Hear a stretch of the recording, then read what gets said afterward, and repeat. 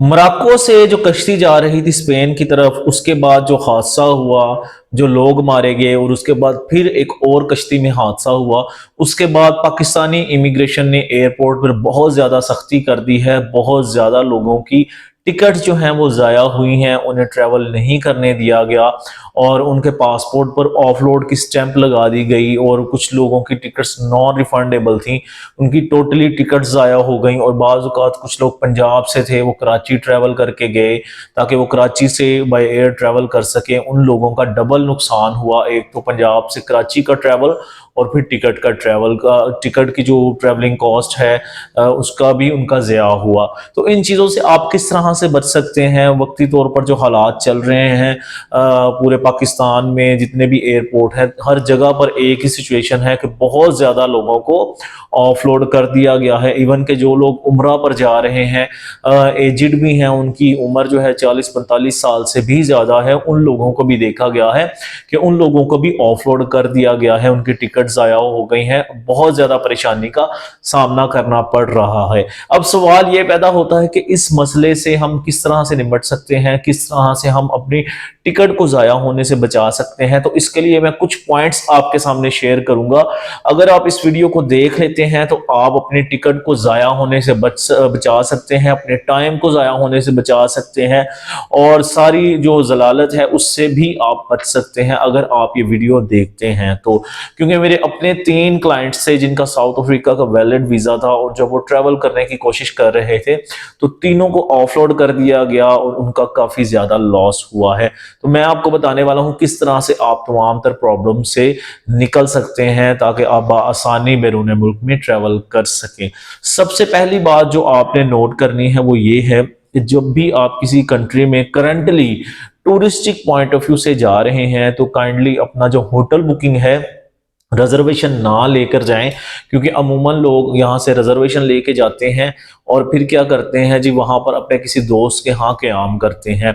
कोशिश करें अगर आपका 7 या 10 दिन का वीज़ा है तो एटलीस्ट 2 या 3 दिन की पेड होटल बुकिंग लेकर जाएं और जो आपने प्राइस पे की है उसका प्रूफ भी आपके पास होना चाहिए। होटल बुकिंग पेड कंफर्मेशन जो है वो भी आपके पास होनी चाहिए। दूसरा काम जो आपने करना है, आपने रिफंडेबल टिकट्स जो हैं लेनी हैं। रिफंडेबल टिकट्स का फायदा ये है कि खुदा ना खास्ता आप ऑफलोड हो भी जाते हैं, आपको इमिग्रेशन क्लियर नहीं करती, आप ट्रैवल नहीं कर पाते, तो आपकी कंप्लीट टिकट जो है वो ज़ाया नहीं होगी। क्योंकि बहुत सारे लोग ऐसे हैं जो नॉन रिफंडेबल टिकट्स लेते हैं। जो नॉन रिफंडेबल टिकट्स होती हैं उनमें भी कैटेगरीज हैं। कुछ टिकट्स ऐसी हैं जो बिफोर डिपार्चर जो है वो रिफंडेबल होती हैं, कुछ टिकट जो हैं वो आफ्टर डिपार्चर रिफंडेबल नहीं होती।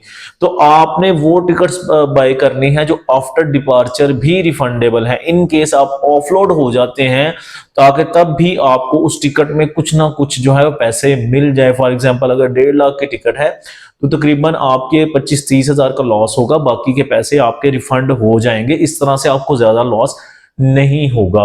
और तीसरी जो कि सबसे अहम बात है, इंपॉर्टेंट बात है, इसके बगैर फिलहाल आपको इमिग्रेशन क्लियर नहीं करेगी, वो है आपकी टैक्स रिटर्न। टैक्स रिटर्न किस तरह से होनी चाहिए? अब जब हम वीज़ाज अप्लाई करते हैं अपने क्लाइंट्स के या कोई भी वीज़ाज अप्लाई करता है तो अमूमन वो जो टैक्स रिटर्न एम्बेसी को फॉरवर्ड करते हैं वो नील की होती है। नील से मुराद ईयरली इनकम अपनी वो 6 लाख से कम शो करते हैं ताकि उन्हें टैक्स ना देना पड़े। 2025 के कानून के मुताबिक एफबीआर का जो है, अगर आपकी ईयरली इनकम 6 लाख से कम है तो आप टैक्स नहीं देंगे। अगर आपकी इनकम 6 लाख से ज्यादा है तो फिर आपको टैक्स देना पड़ेगा। लेकिन अगर आप ये नील की टैक्स रिटर्न लेकर जाएंगे तो एयरपोर्ट पे अभी तो वो टैक्स रिटर्न मांग रहे हैं आपसे कि आप टैक्स रिटर्न दिखाएं कि आपने टैक्स कितना पे किया है, उसकी वजह क्या है। अगर आप 4-5 लाख लगाकर किसी मुल्क में टूर करने जा रहे हैं तो इसका मतलब है आपकी इनकम बहुत अच्छी है, तो आपको उसका प्रूफ देना पड़ेगा कि आपने गवर्नमेंट को कितना टैक्स दिया है। इस वजह से अभी तमाम तर एयरपोर्ट्स पर टैक्स रिटर्न जो हैं, गोशवारे जिन्हें कहा जाता है, वो देख रहे हैं। उसके बगैर आपको इमिग्रेशन करंटली क्लियर नहीं करेगी। तो लोग टैक्स से बचने के लिए नील की टैक्स रिटर्न लगाते हैं और जब एयरपोर्ट पे दिखाते हैं वो, तो उनको ऑफलोड कर दिया जाता है। अब आपने करना क्या है, आपने ईयरली इनकम जो है 17 से 18 लाख रुपया अपनी टैक्स रिटर्न को रिवाइज करना है, अपने वकील को कह के अपना टैक्स जमा करवाना है। और जब आप ट्रैवल करने लगते हैं तो आपने वो टैक्स रिटर्न जो है वो उन्हें दिखानी है, ईयरली इनकम दिखानी है, जो चालान आपने उसकी टैक्स की सूरत में जमा करवाया है वो आपने दिखाना है, तब ही आपको ट्रैवल करने दिया जाएगा। अदरवाइज निल की टैक्स रिटर्न पर अभी ट्रैवल नहीं करने दिया जा रहा।